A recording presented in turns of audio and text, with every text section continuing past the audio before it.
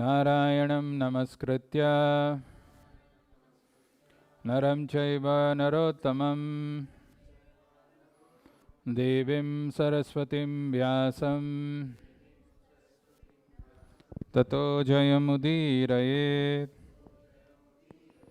Before reciting the Srimad Bhagavatam, which is the very means of conquest, one should offer respectful obeisances unto the personality of Godhead Narayana, unto Naranarayana Rishi, the supermost human being, unto Mother Saraswati, the goddess of learning, and unto Srila Vyasadeva, the author.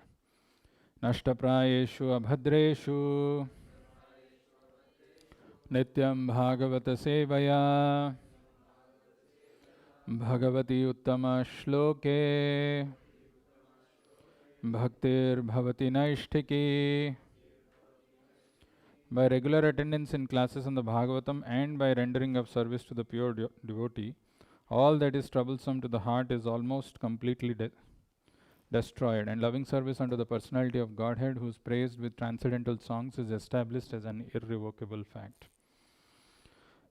Reading from Srimad Bhagavatam, Canto 1, entitled Creation, Chapter 7, The Son of Drona Punished, text number 36. Mattam Pramattam Unmattam Mattam Pramattam Unmattam Suptam Balam Striyam Jadam Suptam Balam Striyam Jadam Prapannam Viratham Bhitam Prapannam Viratham Bhitam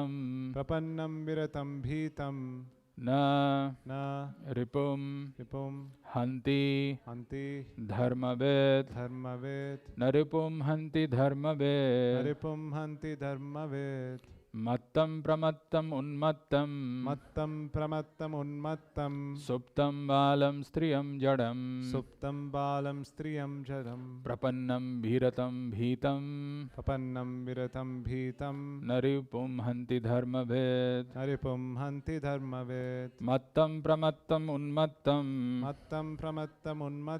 Suptam Balam Striyam Jadam Prapannam Viratham Bhitam Naripum Hanti Dharmavet Mattam Pramattam Unmattam Suptam Balam Striyam Jadam Prapannam Viratham Bhitam Naripum Hanti Dharmavet Mattam Pramattam Unmattam Suptam Balam Striyam Jadam Prapannam Viratham Bhitam Naripum Hanti Dharmavet.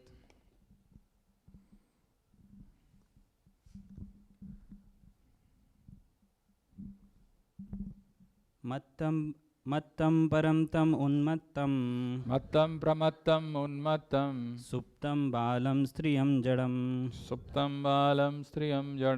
Prapannam virahatam bhitam Naripum hanti dharmavet Mattam pramattam unmattam Suptam balam striyam jadam Prapannam viratam bhitam Naripum hanti dharmavet Mattam pramattam unmattam Suptam balam striyam jadam Prapannam viratam bhitam Naripum hanti dharmavet Mattam pramattam unmattam Suptam balam striyam jadam Prapannam viratam bhitam Naripum hanti dharmavet Mattam pramattam unmattam Suptam balam striyam jadam Prapannam viratam bhitam Naripum hanti dharmavet. Mataji.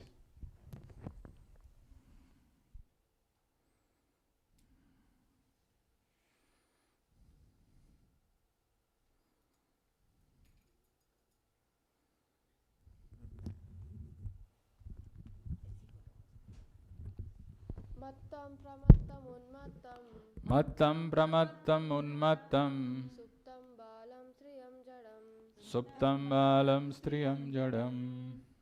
Prapannam viratham bhitam. Prapannam viratham vitam. Naripum hanti dharma ved. Naripum hanti dharma ved.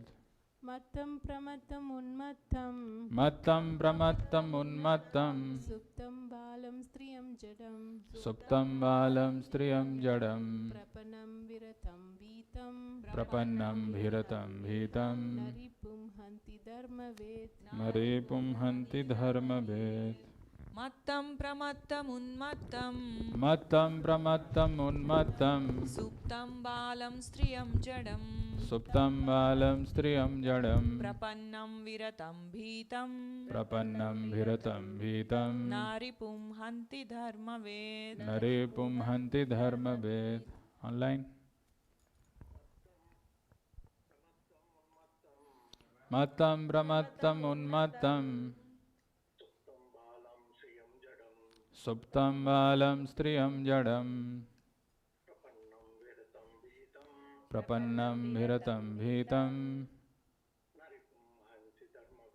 Naripum hanti dharma ved. Mattam pramattam unmattam. Suptam balam striyam jadam. Pranam viratam bhitam.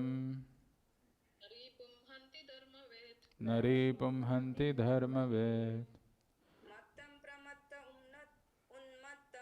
Mattam pramattam unmattam. Suptam balam striyam jadam. Prapannam viratam bhitam. Naripum hanti dharma ved.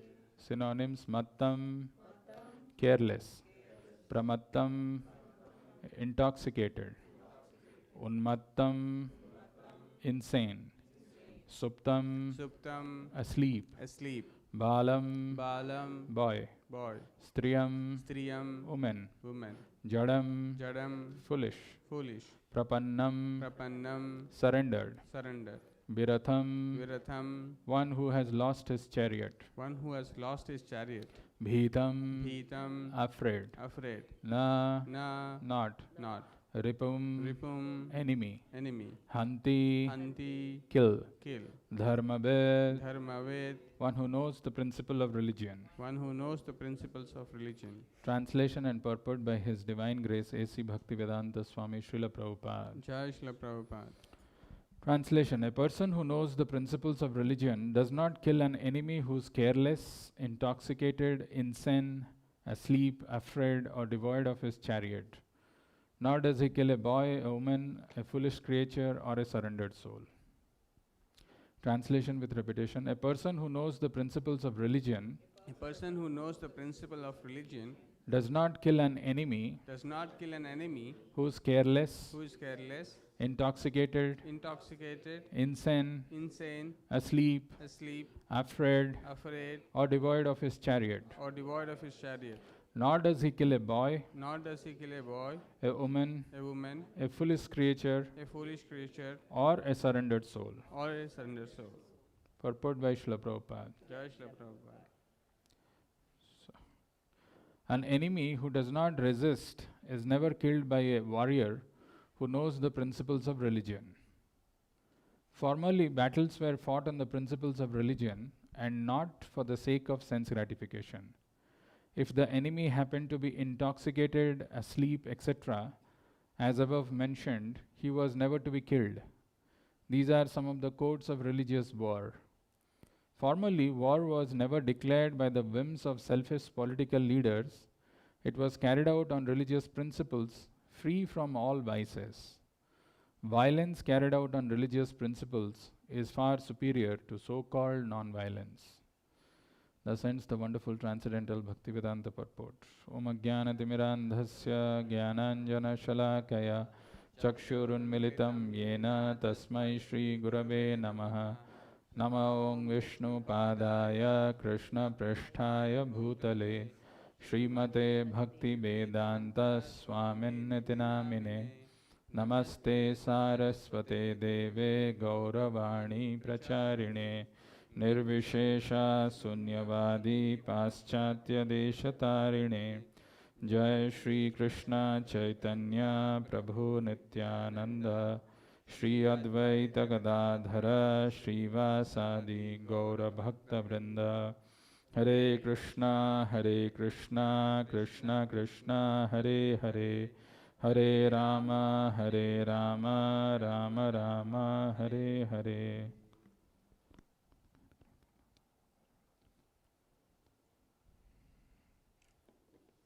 Hare Krishna.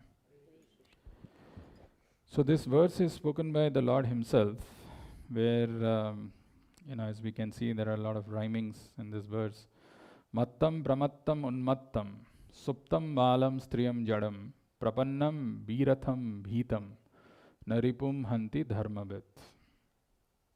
Very wonderful verse, and equally wonderful translation and purport by Srila Prabhupada. So what Prabhupada is saying is na ripum hanti dharmavit. Hanti is to kill. Na ripum hanti dharmavit. Ripum is an enemy. So one should not kill an enemy. Na ripum hanti. Na hanti ripum. One should not kill an enemy. And who should not kill an enemy? Dharmavit, who knows the religious principles. So the person who is cognizant of the religious principles should not kill an enemy. And why he should not kill? Na ripum hanti. If that ripum, if that enemy has got this following characteristics: mattam, pramattam, unmattam, suptam, balam, striyam, jadam, prapannam, viratham, bhitam. So mattam is translated as careless, pramattam is intoxicated, unmattam, insane, suptam, if he is asleep, balam, if he is a child, striyam, if he is a woman, jadam, if he is foolish, prapannam, if he is surrendered, viratham, if he is not having a chariot, and bhitam, if he is afraid. So this is the verse, this is what the Lord is telling. Mattam, pramattam, unmattam, suptam, balam, striyam, jadam, prapannam, viratham, bhitam. So if somebody is in any of these following conditions, then a person who is a knower of religious principles will not kill him even though he is an enemy. Mattam, pramattam, unmattam. This is violated by Aswathama when he killed those children of Draupadi who were asleep. They were balam, they were suptam, they were jadam, they were viratham, and they were asleep. So he violated all these things, and he did this. And in the purport, Prabhupada mentions something very interesting, very striking, which we should pay attention to. And the thing which Prabhupada mentions in the purport, which is worth paying our attention, is usually some of the purports Prabhupada will highlight this word is very significant. Or sometimes if you see in the purport, there will be some words which are written in italics, right? So here, if you see this word which is being spoken about is, formerly battles were fought on the principles of religion. Okay? So this principles of religion has been written in italics, and not for the sake of sense gratification. So let us understand this. What is this principles of religion, and how we can apply something in our life? So let me share my screen. What is principle of religion? That is something that we should focus some time and understand. What do you think is principle of religion?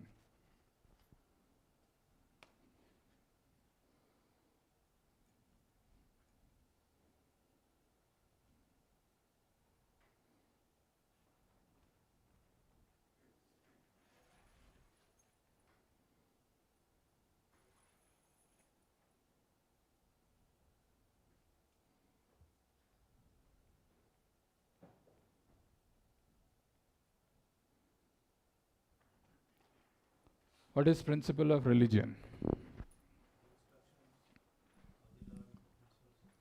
Instructions of the Lord is principles of religion. Okay.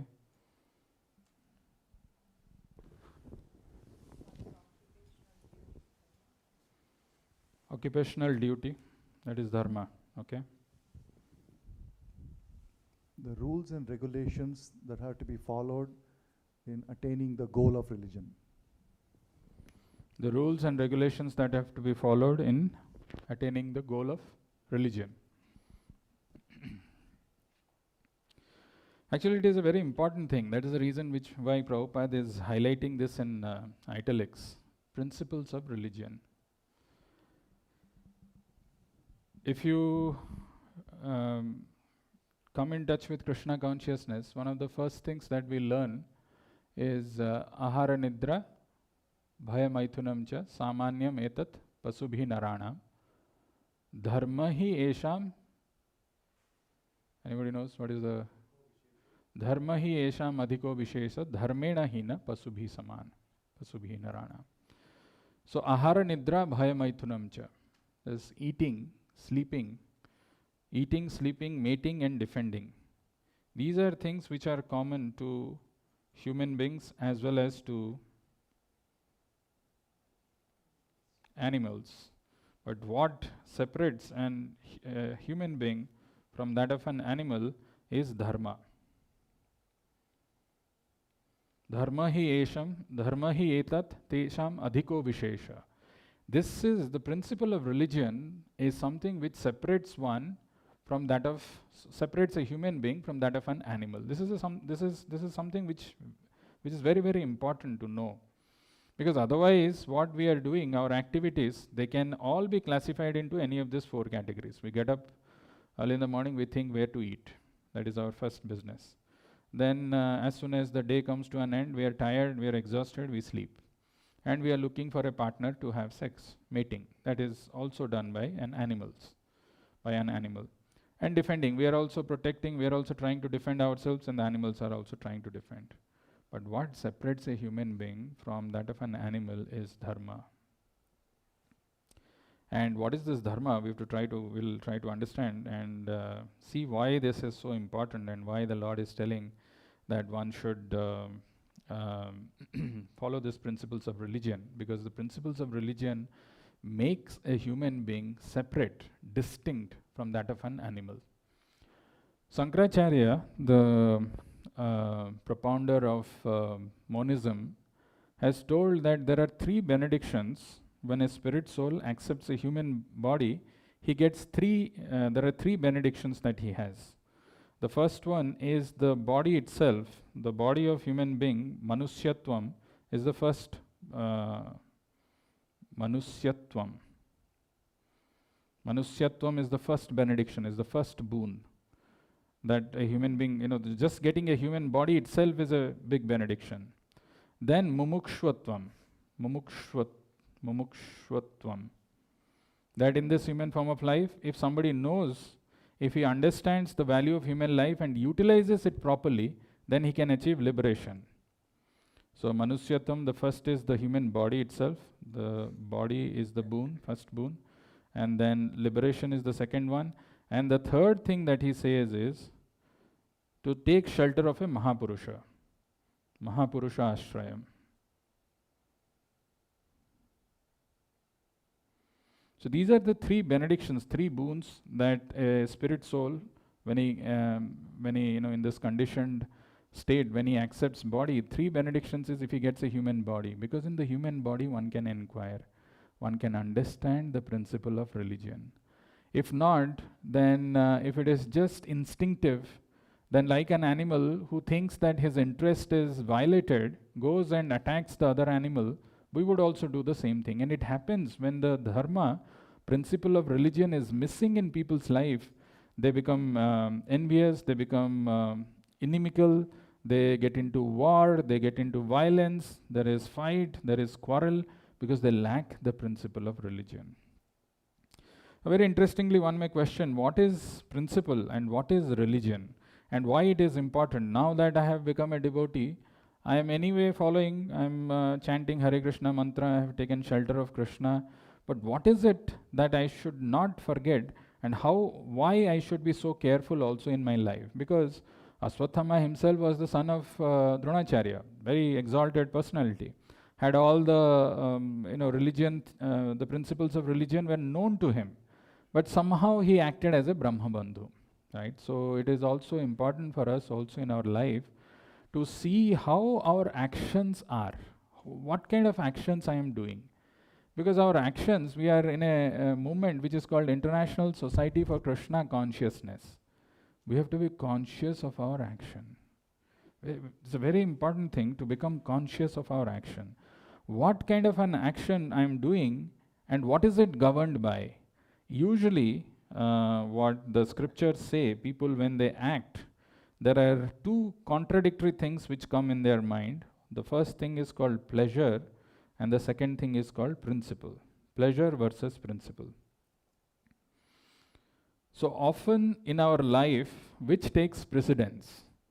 Is it the pleasure? Is it the comfort? Or is it the principle? Practicing certain principles in life is not easy. It is a difficult path. It is more troublesome. It is more austere. But one has to fundamentally question himself. One has to ask himself, the action that I am doing, is it governed by principle or is it governed by pleasure? Am I looking for my own personal sense gratification, subtle or gross? Or am I looking to follow certain principles set aside by the spiritual master, by the Vedic scriptures? This is a very fundamental thing, because if we really want to progress in spiritual life, we have to do a lot of introspection and reflection to see every action that I'm performing, what is it that is driving me. I may be doing some actions that I want to do. I don't care about what others think, and I'm doing that. And even, I don't mind compromising the principles. But that exactly is the mentality of Duryodhan, where he was compromising the principles for his pleasure. Whereas Yudhishthira is someone who puts principle before pleasure. So remember these two words, pleasure versus principle. Now, the second important thing is religion. When we talk about religion, people have different connotations and meanings and understandings of that word religion. Some people think it is some kind of a faith, some kind of a belief, and it could be blind, so on and so forth. And in the name of religion, there is so much of war.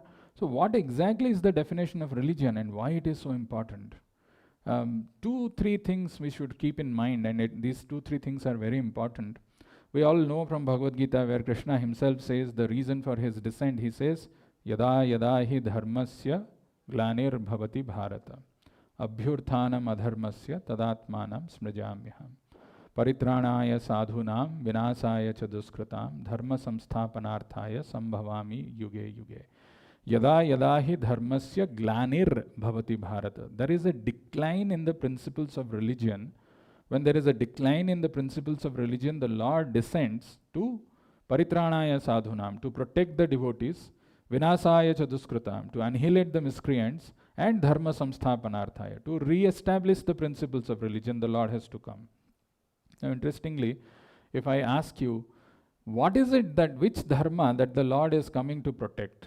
Because at the end of Bhagavad Gita, he says, Sarva dharman parityajya mamekam sharanam braja. You give up all kinds of religious principles, just surrender unto me. So which dharma is the Lord going to protect? What is which dharma is he coming down to protect? What is the name of that dharma?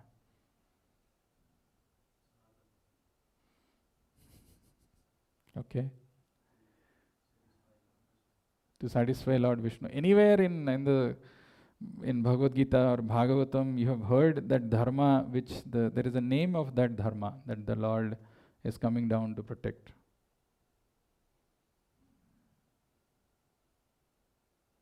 Dharma projita kaita vatra. Dharma projita is also telling about the same sarva dharman parityajya, the religious principles you have to abandon.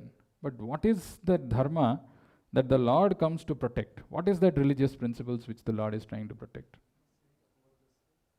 Dharmasya hi apavargasya narthavarthaya upakalpate. Somebody is trying to say sanatana dharma. Okay. Savai pumsam paro dharma. Paro dharmo. Savai pumsam paro dharmo. So that is one term which we know from the scriptures, paro dharmo. It is not just, this is the highest occupational duty. Savai pumsam paro dharmo yata bhakti radhokshaje ahetuki apratihata ye atma suprasidati. There is another one. If you see the instructions of Prahlad Maharaj to his demoniac friends, he says, Kaumaram acharet pragyo dharman bhagavata iha durlabha manasva janmam tadapi arthadam adhrubam. Bhagavata dharma. So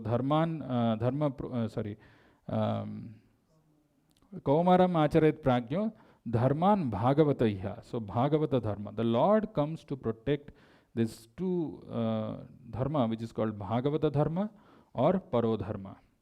Now, what is this Bhagavata dharma and what is this Paro dharma? That is what we should understand. And because ultimately, if we have to live our life, we have to have certain guidelines, certain set of principles, certain set of, otherwise, our life is no different from that of a human being, as the scripture says, Dvipada Pasu. So if that is the case, so what is this dharma and why it is so important that the Lord has to come down to protect, when there is a decline in the religious principles, the Lord has to descend himself personally to protect this dharma, what this dharma is and how it can make a huge difference in our life. Let us take the example from one of the episodes of Srimad Bhagavatam. I have just not shared that. Okay, this comes in the life of the Pandavas and Kunti. So when Bhishma Dev, who was lying on the bed of arrows, and when he is visited by the Pandavas, and how do I stop share and start share? Very interesting this thing which we need to remember this always, and this comes in the section of Srimad Bhagavatam when Bhishma Dev looks at the Pandavas and then he thinks to himself how much of injustice and how much of difficulties they have to go through. So he says this particular verse, Aho kashtam, aho anyayam, yad yuvam dharmanandanaha, jivitum narhata klishtam, vipra dharma achyutashrayah. This verse is a very pivotal thing, very, very powerful verse. This verse of this instruction of Bhishma Dev, who's lying on the bed of arrows, and he's looking at Pandavas who have come, who are accompanied by Krishna, and looking at them, the first thing that is coming in his mind is Aho kashtam, aho anyayam, oh alas, how much of suffering, how much of injustice you all have gone through. Aho kashtam, aho anyayam, yad yuvam dharmanandana, despite the fact that you are great souls and you are dharmanandana, you are actually son of religion personified. Jivitum narhata klishtam, you don't deserve to go through this klishtam, this kind of miseries you are not supposed to go through. But how were you protected? Vipra dharma achyutashrayah. Very interesting, these three things which Bhishma Dev is mentioning. Oh, what terrible sufferings and what terrible injustices you good souls had to suffer for being the sons of religion personified.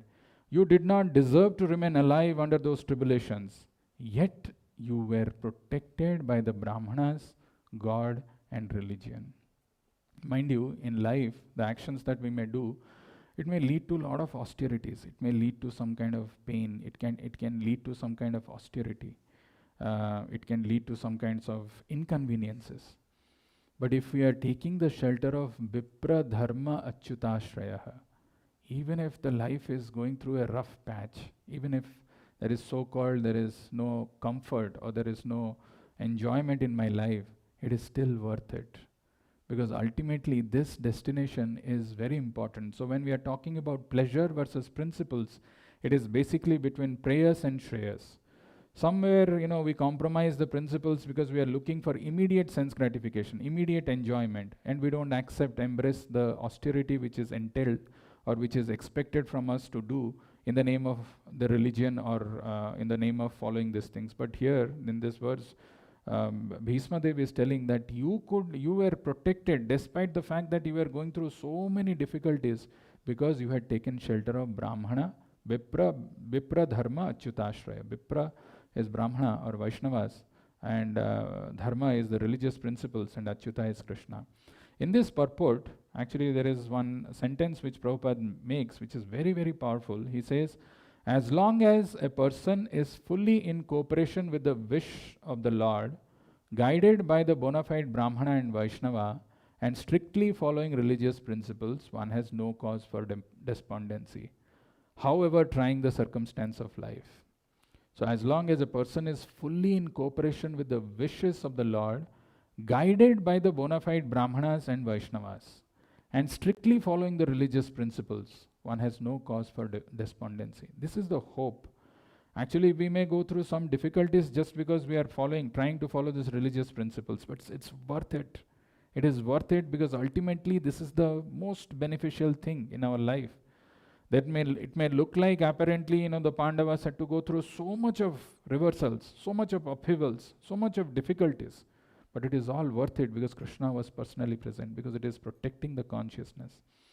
Fully in cooperation with the wishes of the Lord, guided by the bona fide Brahmanas and Vaishnavas, and strictly following the religious principles, one has no cause for despondency, however trying the circumstances of life may be.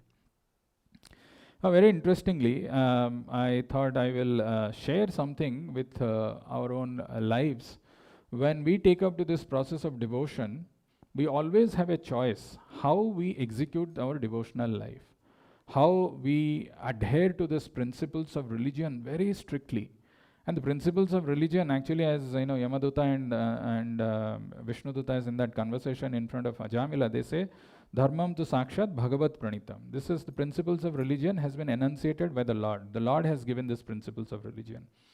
And it is there, it is available to us in the form of instructions by our spiritual master. But when it comes to executing it, it is up to us how we are executing. Let us see some of the pitfalls. What happens when we are trying to follow this in our lives? What can go wrong? And if something goes wrong, what we should do and how we should respond. Very interestingly, this is a compilation of some quotes which Prabhupada has written at various places with some diagrams. I want all of you to pay attention to this. Maybe the font is a little small, but I can discuss about this. One thing which happens in our devotional life is, even if we have understood the importance of practicing these religious principles, taking it seriously, Manusyatvam, Mumukshvatvam, and Mahapurusha Astraya. We have gotten a shelter of a pure devotee spiritual master. We have understood the process of, we have understood the importance of liberation and this human life, because only in human life we can attain this liberation. Yet we may become complacent. What is this? So the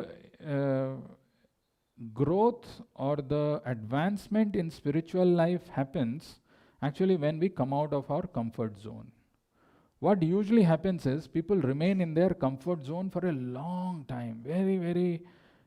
Some people come once in a year to temple, and they visit and they feel they are doing a very big thing, or they come and do some services which they like, or they tend to go away from, when services come, they will do something else. Let's say there is a service which is assigned to someone of cleaning this, vacuuming this temple hall. But exactly at that same time, he'll find some excuse for not doing. He'll find that I'm busy with something else, I'm doing something, just for example. So there is a comfort zone. Actually, this is something which is even understood by the materialistic people outside. From comfort zone, when we progress, then comes the fear zone, where there is somebody who is in that fear zone. He is always affected by others' opinion. What people are thinking of me? Really, am I Vaishnava, or what is it? Are they judging me? They are finding excuses. They lack self-confidence. Then comes the learning zone, where one is able to deal with challenges and problems, because spiritual life is not a facade. It's not an artificial thing. It is not a show. It is a genuine, honest, humble attempt by a soul who's conditioned in this living, in this body, trapped in this body, trying to come out and be executing his devotional service, which is his constitutional position. So then there are anarthas which are going to come. There are some drawbacks. There are some challenges which we are facing inside. It will manifest. but one has to learn to deal with the challenges and problems, acquire new skills, extend the comfort zone, and then find purpose and leave dreams, set new goals and realize aspirations. I want to give you some examples which I was talking about, and how we can counter this complacency, or when we have taken up to this process of devotion, what we need to do in life. One sentence of Prabhupada, if you remember this one sentence, this principle that, religious principles or coming out of my comfort zone is very important, will always strike you. And that one sentence is, Prabhupada is saying, if we push ourselves in Krishna consciousness, then Maya cannot push us. It's a very important statement. If we push ourselves in Krishna consciousness, then Maya cannot push us. Only if we are stagnant, only if we are not going out of our comfort zone, we are allowing Maya to push us out. If we push ourselves in Krishna consciousness, then Maya cannot push us. How do we overcome this complacency? There is a necessity of being enthusiastic in devotional service. This is what Rupa Goswami mentions in Nectar of Instruction. The first thing, utsaha nishchaya dhairya, that utsaha is enthusiasm. Enthusiasm that this is my life, I need to take control of this, I need to make this life successful, and making this life successful is not accepting any more birth and death, because this is not worth it. And we will see some examples how the different acharyas, different devotees, they are saying how unfortunate that we are stuck in this material body. This is the biggest mistake, and we will talk about that. But here, let us say, if you are in comfort zone, this is a letter where Prabhupada has written, where he says comfort zone is coffin. Coffin is that thing where you put that dead body and put it inside. Comfort zone is coffin. Krishna does not like casual devotees. He wants us to rise above tamo and rajoguna in bhakti. Casual devotee becomes casualty. And the example that is given is Bharat Maharaj becoming a deer. We all know how advanced, how exalted personality Bharat Maharaj was. Bharat Maharaj, the example, the analogy which is given in Srimad Bhagavatam is he gave up all his opulences, kingdom, his family members, entourage, everything, and he went to forest like Malabat. How many of you, when you go to a toilet, you pass stool, and then you look at, sometimes you look, right, how much you have passed your stool, some graphic, this thing, but just bear with me. Do you feel, do you lament, oh, kitna has loss ho gaya? How much I lost it in that? How many people think like that? Or, you just, so much quantity has gone, what will I do? I have to replenish. How many of us we think like that?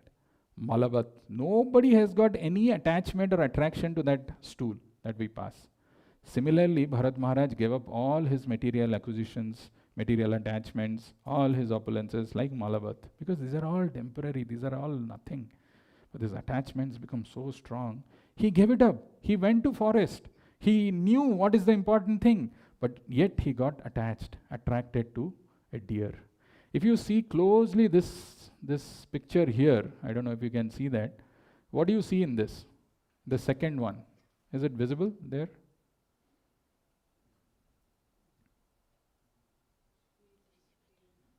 Huh? He's doing fire sacrifice.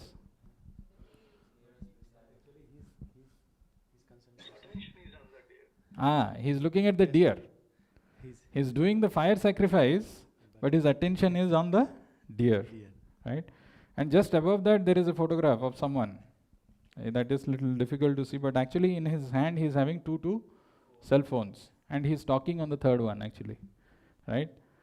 So sometimes in our life, we become so casual, we do it in a very mechanical way.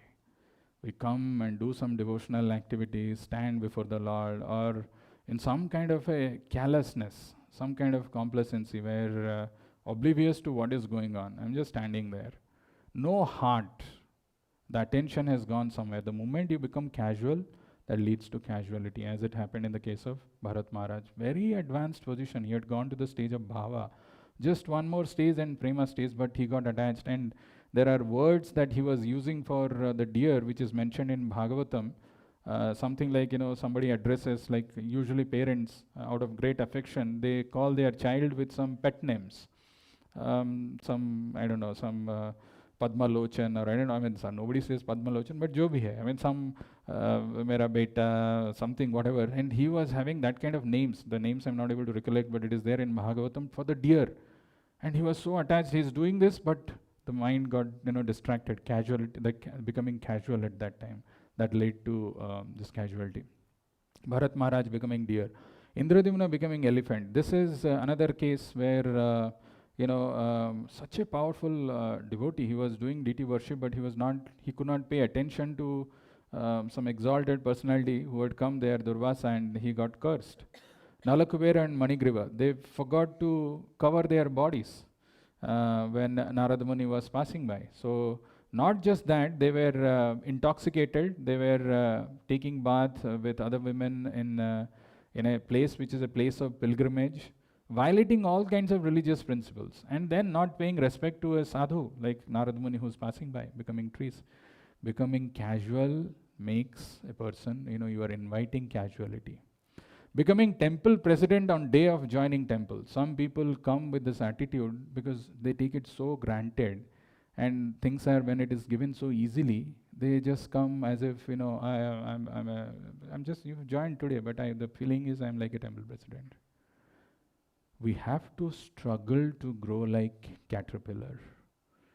We have to struggle to grow like caterpillar. You all know that story, right? That butterfly, when it was trying to come out of that cocoon of that caterpillar, there was a boy who was observing it, and he, with a scissor, he cut that cocoon, so that the struggle that the butterfly is going through, it should not go through, it can come out. But that led to the fact that his wings didn't develop. The butterfly's wings didn't develop. The wings of the butterfly develops only when he go through that difficult situations, only when he comes out of that comfort zone.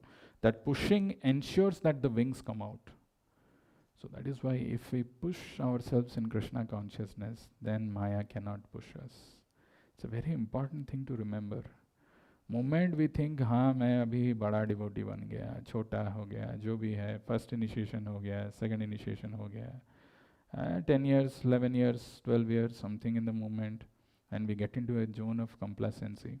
It manifests in our attitude, the way we do things, the way we are asked to do some things, how we are doing that.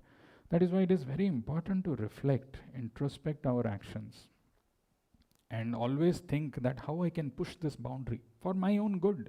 If I am not consciously endeavoring to push this boundary envelope, I'm always sitting in one day, Sunday morning I'll come, 7:30, I'll attend the class, take some khichdi and go back.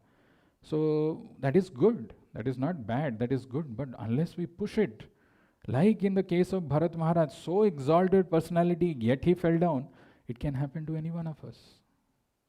I should endeavor, I should push my boundaries, because this is the boundary of Maya, which is meant to push us down.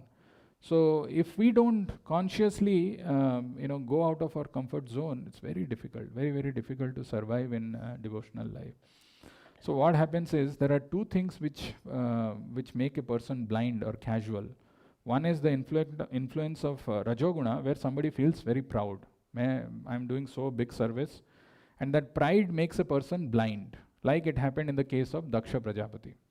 Daksha Prajapati, when he offended Shiva, it was out of great pride. So if somebody is influenced by a lot of Rajoguna, he feels he is very important, he is doing something very essential, so there is a sense of, if I'm doing some service, I'm doing a favor on someone. The moment we think like the service is no more a adhikara, it is not no more a, it is a privilege which is given to me. If I forget about that, then I act very casually, whimsically, and in a very negative manner. That is the influence of Rajoguna, and there is the influence of Tamoguna, where Tamoguna, the influence of ignorance, makes a person dull, like it happened in the case of Indra. Indra, who was seated in the heavenly planet on his throne, every day people used to come and worship and glorify, oh Indra, you are so great, oh Indra, you are this, you are that. And Indra also used to hear that glorification, and he used to think, I am this and I am that. One day when his guru came, so it becomes a mechanical thing. So his guru comes, you have to pay obeisances. So he didn't even realize that his guru has come on that day, and he didn't pay obeisances, and that one mistake of his, He got cursed to become a pig, right? So every single act of ours, what we are doing, this devotional service, we have to be extremely conscious of our action. If we are not conscious of our action, then it leads to havoc, big havoc. I want to talk about something very interesting. Before we go there and talk about that, I also wanted to let you know that there is a portion in the Bhagavatam, 1st canto, 9th chapter, 27th verse, where again the Bhisma Deva's instructions are there. There are 13 problems which he lists down, which acts as obstacles in practicing religious principles. They are anger, unlawful desires, sleep, desires and envy, disturbances by diseases, false hopes, losing money, worldliness, dizziness, false arguments, talkativeness, fearfulness, ignorance, and gain perfect knowledge. And what all things one needs to do to counter them. Very powerful. You read it yourself to understand this, but it's very, very nice. Because all these problems are there inside us to a very great degree. But the important thing that we will pay attention in next 10-15 minutes is, if we have done something wrong, if something which I am supposed to do I could not do, what should I do? And there's a very classic example of this, which comes in the section of Parikshit Maharaj's life, and that verse is very, very interesting. Something very worth paying attention to know something in our life. That comes in the 1st canto, 19th chapter, 2nd verse. And the verse is, Dhruvam tato me kritadeva helanat, duratyayam vyasanam nati dirghat, tadastu kamam hi agha niskritaya me, yatha ne kuryan punarevam adha. And the translation of that is, King Parikshit thought, due to my neglecting the injunctions of the Supreme Lord, I must certainly expect some difficulty to overcome me in the near future. I now desire without reservation that the calamity come now, for in this way I may be freed of the sinful action and not commit such an offense again. Very interesting this verse. All of you know that what happened in the life of Parikshit, right? Prabhupada writes it is unprecedented that a devotee like Parikshit behaved like that, where he insulted Samika Rishi and put that dead snake around his neck. But when he came back to his house, when he came back to his palace, he was reflecting on what he did and he was lamenting. So he is thinking here, King Parikshit thought, he is thinking, due to my neglecting the injunctions of the Supreme Lord, I must certainly expect some difficulty to overcome me in the near future. I now desire without reservation that the calamity come now, for in this way I may be freed of the sinful action and not commit such an offense again.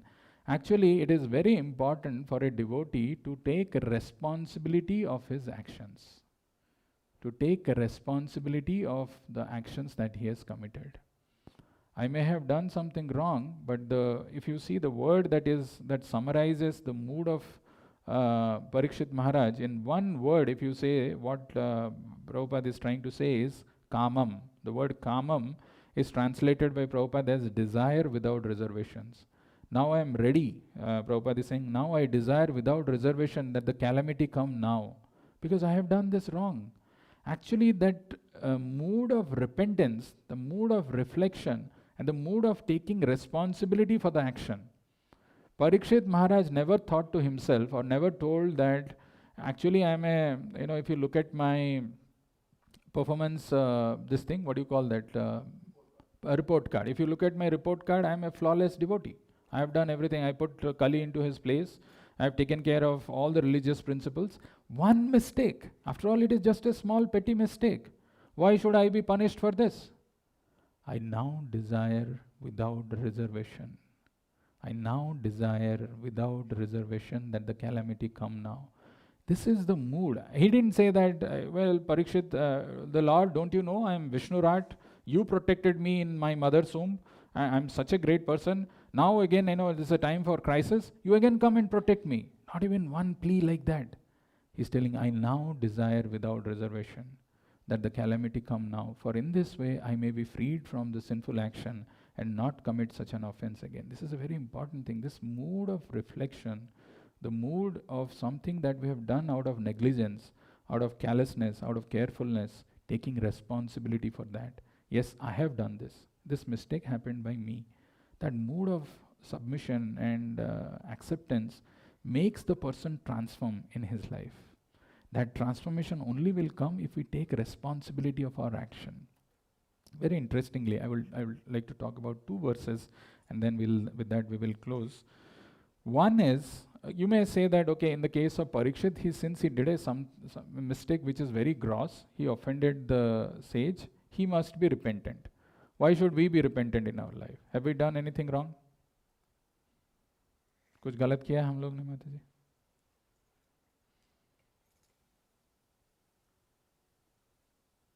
कुछ तो गलत नहीं किया ना हमने. क्या गलत किया?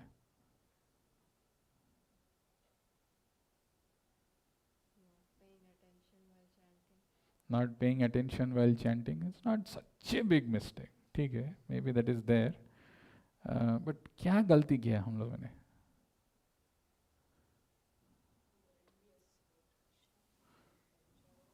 We are envious of Krishna. अच्छा. Huh? We were. Okay. Now we are not. Maybe we are now also. Okay.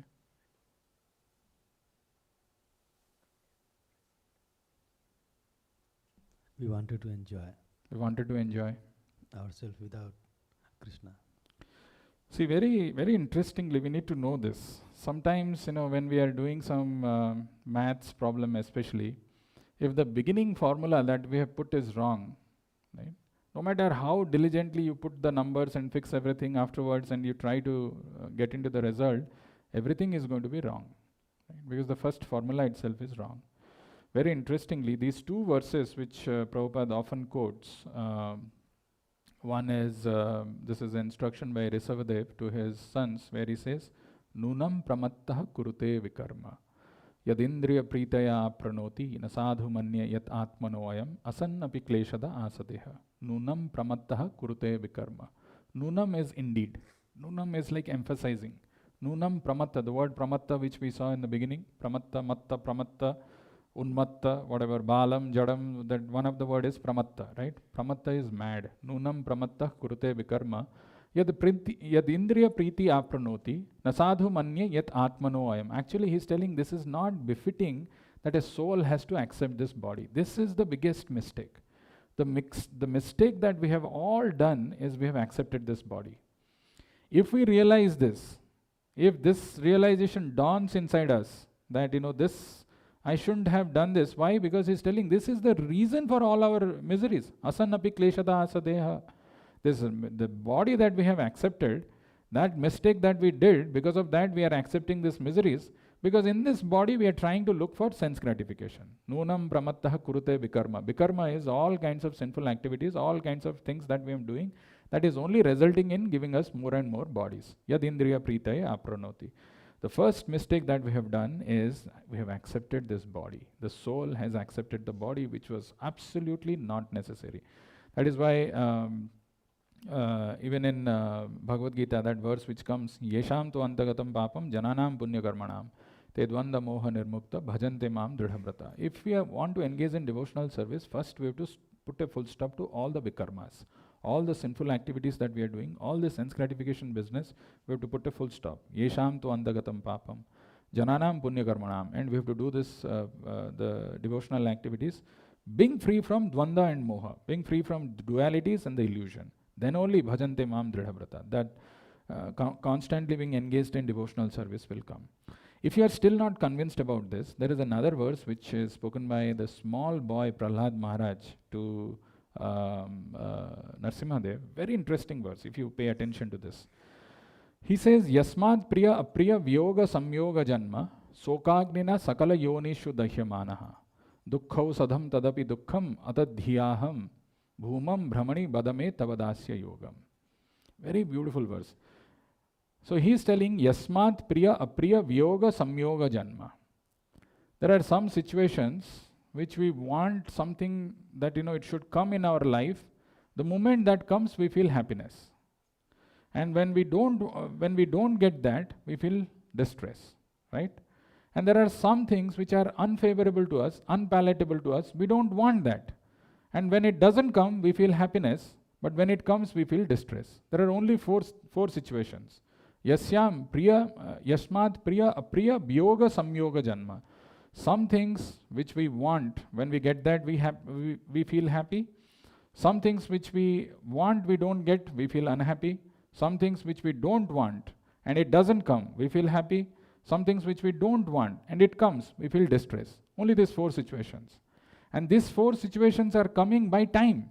As per the kala, as per the time it manifests. Sometimes we get some situation which is favorable, which is happiness or which is pleasurable, and sometimes we get something which is distress, which is stressful. When we experience happiness, we want to experience it permanently, but suddenly a distress comes.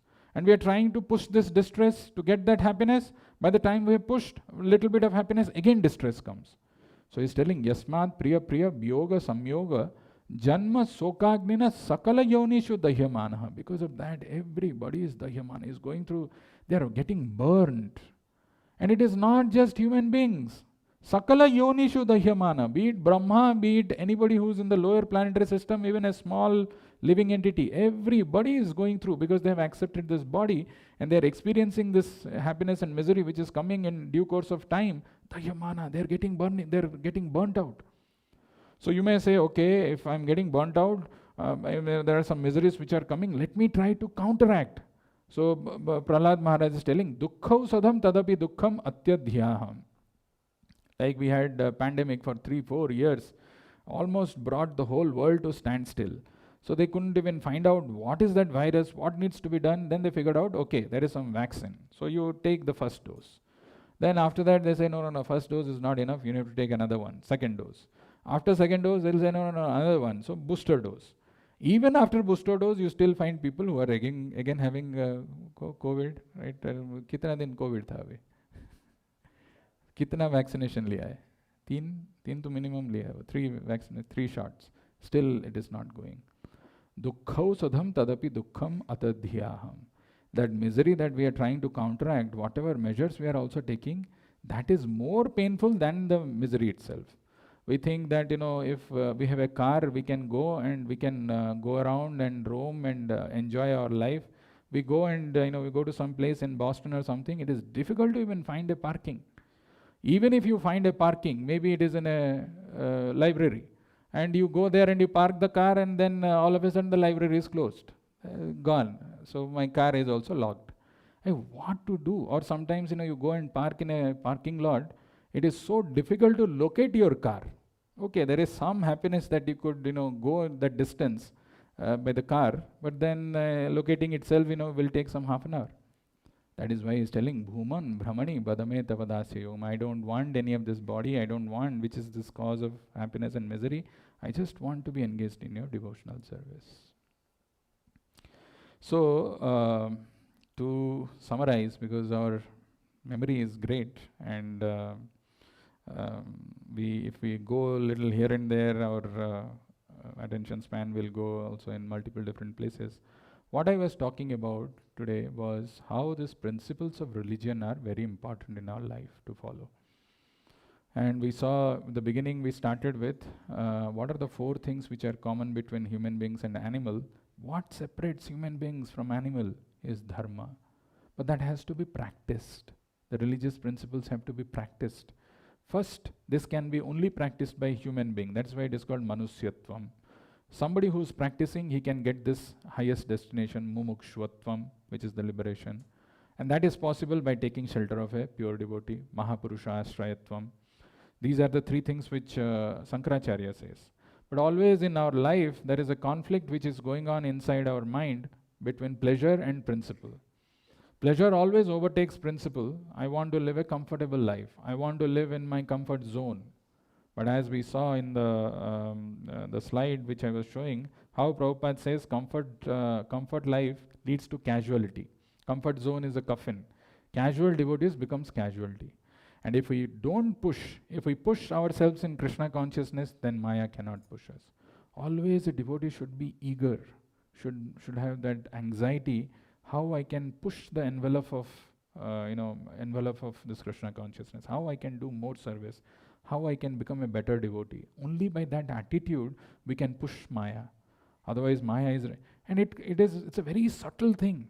Like in the case of, we saw this one baby deer, he got attached to, and he fell down from his position. Anything can happen. And so then we saw about how going to from comfort zone to the growth zone, how we can prosper in our spiritual life. Then even if, when we are engaging and trying to do all these things, we do a mistake, very important to take responsibility for our action. People don't do that. They don't do that, and they put the blame on somebody else. They don't own it, or they try comparing, or somebody else also had done. No, why you are not telling him? Why are you telling me? I have to take responsibility for my action, for my own good. As we saw in the case of Parikshit Maharaj was telling that now I without any reservation, I expect whatever calamity to come, let it come.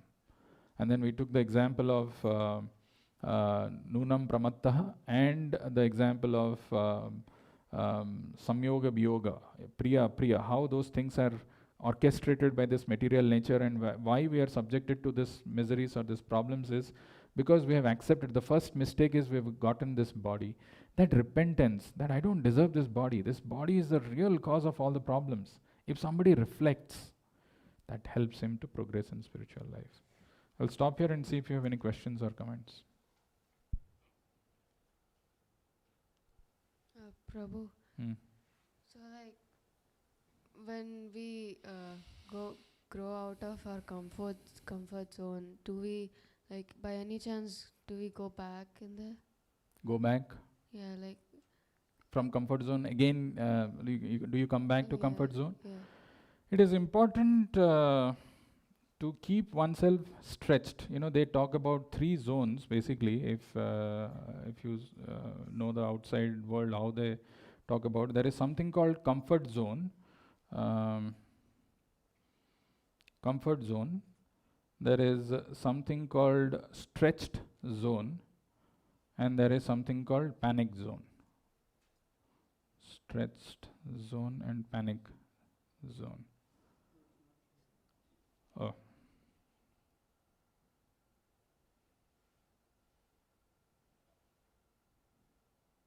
So there is something called comfort zone, there is stretched zone, and there is something called panic zone. If you are in the comfort zone, that is mostly in the mode of ignorance. And you don't want to do anything extra, but you push yourself. If you push it too much, that becomes panic zone. That is also not advisable. Being on a stretched zone where you do little extra than what you are comfortable with is a good thing. When you overdo, there is a chance that you'll not be able to achieve, and then you'll fall down, you'll go back to comfort zone, or you'll say it's not worth it. But stretched zone is something which is not exactly in the same thing that you have been doing over and over and keep doing that. Little stretched. That little stretch is necessary in our life, which will keep us always, and that little stretch has to constantly increase. That delta increase has to be there. Otherwise, it becomes a comfort zone. So when we keep pushing that envelope, when we keep pushing ourselves in Krishna consciousness, we remain. The example that is given is like, imagine if you are pedaling in a cycle and you are going in an uphill, right? If you stop your pedaling, sometimes we stop pedaling while cycling, right? If it is a downhill, you can go aram se. But uphill, if you stop, you'll go down. You have to keep pedaling. That keep pedaling is nothing but going into the stretched zone. Then you'll keep moving in the uphill, this thing. Does that help?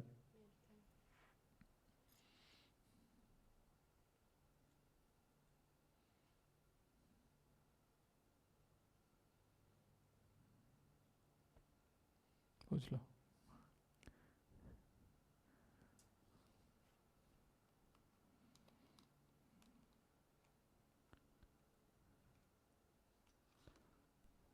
Hare Krishna, Prabhu. You have explained the mood of responsibilities.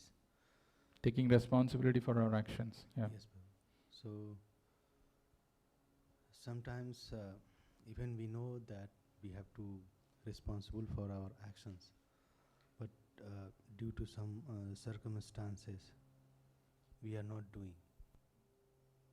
So as a devotee, we have to be very restrict for our actions. So we have to, yes, strict, yes. But even then, we are sometimes negligible. Yes, yes. So how to um,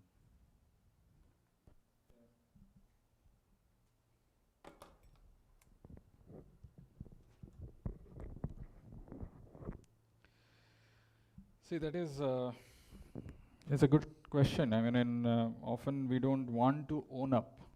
Nobody wants to own up when something has gone wrong. That is a basic human nature, where you want to cover it up, or you don't want to own it up. You don't want to take the responsibility for it. But as we saw in the examples of Parikshit, right, or what we need to do, or how we can help ourselves to do that, is understanding that in devotional life, as I said, it is not an artificial show. It is not just I put some tilak and kanti and wearing dhoti and kurta and I have become a devotee. It is gross. I mean, outside somebody has, is doing something. Deep within, we need to know that we have challenges, we have issues, we have anarthas, which I need to overcome. There is nothing wrong in accepting that and sharing it with someone and looking for help for that. The more we try to put it under the carpet, the more it remains within, and the more it affects us adversely in a negative way. So that is where, when the mode of goodness is prevalent, when somebody is stretching himself from this comfort zone, the idea of owning up will come only then. Because somebody who doesn't want to, there are many people who don't want to take any responsibility. Right? That is the easiest thing, right? When you're not taking any responsibility, you're not answerable, then the best life. You just come and do, just dekh ke chale jao. But taking responsibility is a sign of advancement in spiritual life. Somebody owns it and does it. And taking, ownership for if something has gone wrong, even better, even further, this thing. Because ultimately, we are not someone who will not do mistakes, right? It's not like we are free from all those things. But owning it up and accepting that makes a person advance in spiritual life. It may look difficult when it happens to own it up, but doing that only will help us to make progress. That could be an impetus for us to own it.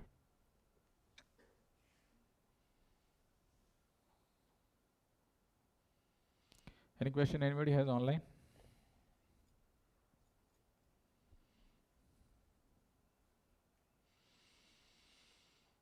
Okay, no questions. We'll stop here. Granthra Srimad Bhagavatam ki, Jagat Guru Srila Prabhupada ki, Nitai Gaur Premanande.